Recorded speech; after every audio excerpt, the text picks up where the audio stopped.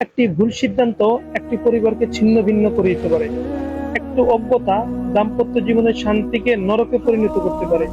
প্রতিদিনই কেউ না কেউ হারিয়ে ফেলছেন নিজের জীবন সঙ্গিনীকে শুধু বোঝাপড়ার অভাবে। রাসূল সাল্লাল্লাহু আলাইহি সাল্লাম বলেছেন, তোমাদের মধ্যে উত্তম সেই ব্যক্তি যে তার পরিবারের কাছে উত্তম। তবে আমরা কি সে উত্তমটি হতে পেরেছি? চোখের সামনে আমার কজন সহপাঠীর ঘর ভেঙে গেল, একজনের তো এমনকি দুজন সন্তান সহ। কিংবা ঘর হয়তো টিকে আছে কিন্তু শান্তি নেই। স্বাভাবিক শান্তি হয়তো বজায় আছে, কিন্তু বিবাহ যে দুনিয়ার বুকে মানবের জন্য আল্লাহর দেয়া এক জান্নাতি নেয়ামত, সুকুন ও সাকিনা, সে খবর তারা পায়নি। শুধু অজ্ঞতার কারণে, শুধু শিক্ষার অভাবে। আশ্চর্য, মা বাবা সন্তানকে কত কিছু বিষয় উপদেশ দান করেন, ওস্তাদ কত কিছু শিক্ষা দেন, নসিহত করেন, কিন্তু জীবনের সবচেয়ে কঠিন ও জটিল বিষয়টি কেন যেন তারা সযত্নে এড়িয়ে যান। মনে রাখতে হবে, আমরা অধিকাংশই একটি মারাত্মক ভুল করে থাকি। সাবধান, সন্তানের সামনে কখনো তার মাকে অসম্মানী করো না। তোমাকে মনে রাখতে হবে, সে তোমার স্ত্রী, কিন্তু তোমার সন্তানের মা, তোমার চেয়ে অধিক শ্রদ্ধার পাত্রী। সন্তান যেন কখনোই মা বাবাকে ঝগড়া বিবাদ করতে না দেখে। আচ্ছা, তুমি কি কখনো চিন্তা করেছো তুমি কেন বিবাহ করছো, বা তুমি কেন বিবাহ করেছো? বিবাহের উদ্দেশ্য কি? দেখো, আমাদের দেশে পারিবারিক পর্যায়ে একটি নিন্দনীয় মানসিকতা হলো সংসারের প্রয়োজনে, আরো খোলামেলা যদি বলি, কাজের মানুষের প্রয়োজনে ছেলেকে বিয়ে করানো। এটা কিন্তু বিবাহের উদ্দেশ্য বা মাকসাদ হতে পারে না। বৈধ উপায় স্ত্রী পরিচয়ে কাউকে ভোগ করা, এটাও বিবাহের উদ্দেশ্য বা মাকসাদ হতে পারে না।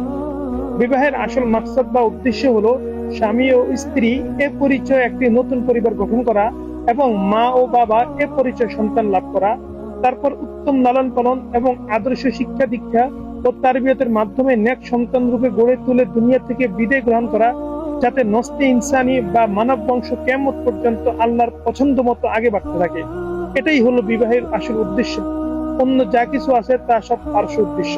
আচ্ছা বলো তো দেখি, কোনো বিবাহে কোনো ছেলেকে কাঁদতে দেখেছো? কোনো ছেলের মা বাবাকে বিষণ্ণ হতে দেখেছো? দেখোনি। হয়তো ব্যতিক্রম দুই একটি ঘটনা থাকতে পারে, কিন্তু সাধারণ অবস্থা এটি, এদের কেউ কাঁদে না। কেন? কারণ বিবাহের মাধ্যমে ছেলে কিছু হারায় না, ছেলের মা বাবা কিছু হারায় না, বরং অর্জন করে। তাই তাদের মুখে থাকে অর্জনের হাসি এবং প্রাপ্তির তৃপ্তি।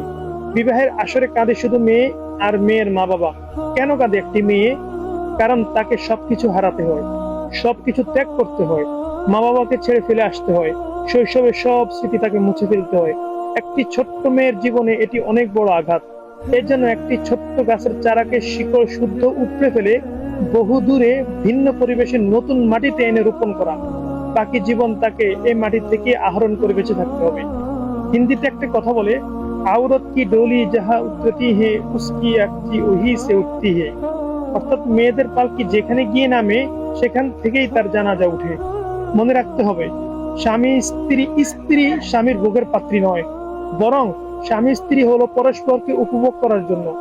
যতদিন লাগে দীর্ঘ সাধনা করে প্রথমে হৃদয় জয় করো, মনের দুয়ার খোলো, অন্তরের গভীরে প্রবেশ করো। দাম্পত্য জীবন সম্পর্কে আরো জানতে এবং আপনার সংসার আলোকিত করতে এবং জান্নাতি পরিবেশ গড়তে আপনার সঙ্গে রাখতে পারেন চমৎকার একটি বই, যা আমরা পিডিএফ আকারে আপনাকে দিচ্ছি। বইটি লিখেছেন একজন বয়োবৃদ্ধ সম্মানিত আলেম। এই বইটি আপনি 1 ঘন্টায় বসে মোবাইলের মাধ্যমে অথবা কম্পিউটারের মাধ্যমে বসে শেষ করতে পারবেন। এই ছোট্ট বইটি হতে পারে আপনার জীবনকে অনেক পরিবর্তনশীল। আমি নিশ্চিত দিচ্ছি, এই বইটি পড়ার পর আপনার মাঝে পরিবর্তন আসবেই, এবং আপনার চিন্তা শক্তির মধ্যে অনেক পরিবর্তন দেখা দিবে, যার মাধ্যমে আপনি আপনার পরিবারকে চমৎকার ভাবে গুছিয়ে নিতে পারবেন। বইটি পেতে এখনই অর্ডার করুন নিচে দেওয়া অর্ডার নাও বাটনে ক্লিক করে, অথবা আমাদের স্ক্রিনে দেওয়া নাম্বারে, অথবা আমাদের হোয়াটসঅ্যাপে মেসেজ করে আপনি আমাদেরকে নক করতে পারেন। আল্লাহ আপনাকে, আমাকে এবং সবাইকে উত্তম বিনিময় দান করুন। আসসালামু আলাইকুম ওয়া রাহমাতুল্লাহি ওয়া বারাকাতুহু।